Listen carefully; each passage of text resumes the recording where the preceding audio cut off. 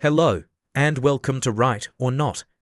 I came across an interesting topic today, so I've put it together to share with you.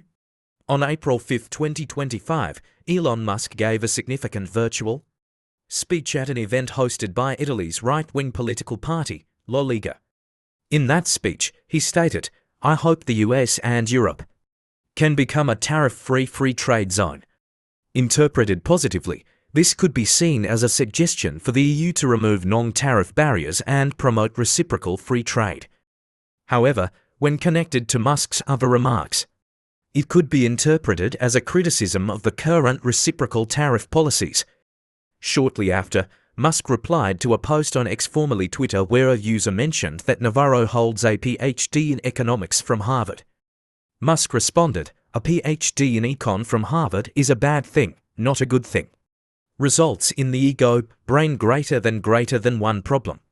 It is believed that Peter Navarro, as Trump's senior advisor on trade and manufacturing, is behind the current reciprocal tariff strategies. To understand this situation fully, it's important to know who Peter Navarro is. On November 30, 2018, the G20 summit announced that the US and China would begin trade negotiations. Following the announcement, stock markets rose steadily for several days. This optimism was largely due to reports that Peter Navarro would not be attending the negotiations. At that time, Navarro was chairman of the National Trade Council and a key advocate of Trump's trade security theory. This theory suggests that countries with ongoing trade surpluses are economically invading deficit countries. It argues that nations with trade surpluses against the US are enemies and that America must retaliate to protect itself. Navarro claimed the US must dramatically reduce its trade deficit and apply political and economic pressure on surplus nations like China, Japan, Germany, South Korea, and Taiwan, a stance that aligned with Trump's views. This is why lifelong Democrat Navarro was brought into a Republican administration. Even after becoming a government official in September 2018, Navarro called China a parasite on the world.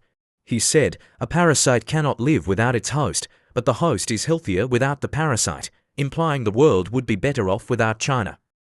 During Trump's first term, Navarro led the US side of the US-China trade war. When it was believed that Navarro would not attend talks, stock prices rose. However, on the day before negotiations, it was confirmed Navarro would attend. Consequently, the market, which had been expecting a deal, plummeted. Navarro is known as a vocal speaker. He's loud but often not very precise or refined. The US trade negotiation team was structured so that Robert Lighthizer, the US trade representative, would handle the actual negotiations. Lighthizer is considered one of America's top trade negotiators. He rose to the highest civilian position in the Financial Services Committee in his 30s and is one of Washington's most respected international law experts. He led the 1985 Plaza Accord, which plunged Japan into decades of economic stagnation. A lifelong hardliner on China, he advocated for harsh trade retaliation even if it violated WTO rules. During negotiations with Japan, he once folded a Japanese proposal into a paper airplane and threw it at them, earning a reputation as a tough, no-nonsense negotiator. His nickname is Toolbox. This is because he is said to be brilliant at finding and using the right legal or policy tools. He invoked Section 233 of the Trade Expansion Act, citing national security, to impose tariffs on steel. While the WTO generally bans unilateral trade restrictions, exceptions are made for national security. Lighthizer used this loophole for tariffs.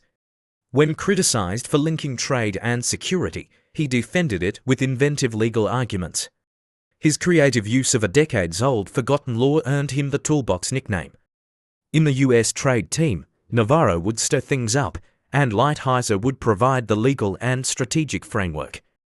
After Trump was re-elected, he assembled a second-round trade war team. Lighthizer's role at the USTR was succeeded by Jameson Greer. Greer, Lighthizer's former chief of staff, is known as an even tougher negotiator. His stance is evident in how the USTR began imposing port entry fees. Trump appointed Greer as the action leader and Navarro as the chief trade strategist. This created a more aggressive team than during Trump's first term. The two shared several core beliefs. Chief among them was hardline protectionism. They believed protecting US manufacturing jobs with tariffs was more important than free trade. They both viewed China as a strategic threat and advocated for economic decoupling. They also agreed that manufacturing, not finance, should be the backbone of the US economy. From Trump's perspective, Navarro was one of his most loyal allies. Navarro refused to testify at the January 6 Capitol riot hearings and was sentenced to 4 months in prison for contempt of Congress. Trump likely saw him as someone who went to jail for defending him. Musk and Navarro do not get along. Musk criticizes Navarro's tariff policies as inefficient and harmful, while Navarro accuses Musk of being a spokesperson for Chinese interests. While Musk may have reacted personally, it's more likely he was expressing policy dissatisfaction. Musk currently leads the Government Efficiency Division, with his term ending on May 30th. On April 3rd, Trump said he wished Musk would stay on longer, but Musk may step down without renewal. Musk has reportedly identified several serious issues during his tenure.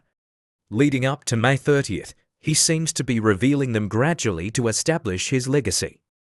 The first of these revelations was about the demographics of US pension recipients. He highlighted how many Americans over 100 were receiving pensions, suggesting system flaws. In response, the Social Security Administration claimed that 1,290 for people over 100 were legitimate recipients. They said delays in updating death records created confusion. The Washington Post contacted 1,107 of them individually. It turned out that 202 had died, confirming improper pension payments. While the data exposed systemic inefficiency, it did not significantly impact budget savings. Thanks for tuning in. This was Right or Not, where we unpack thoughts that matter.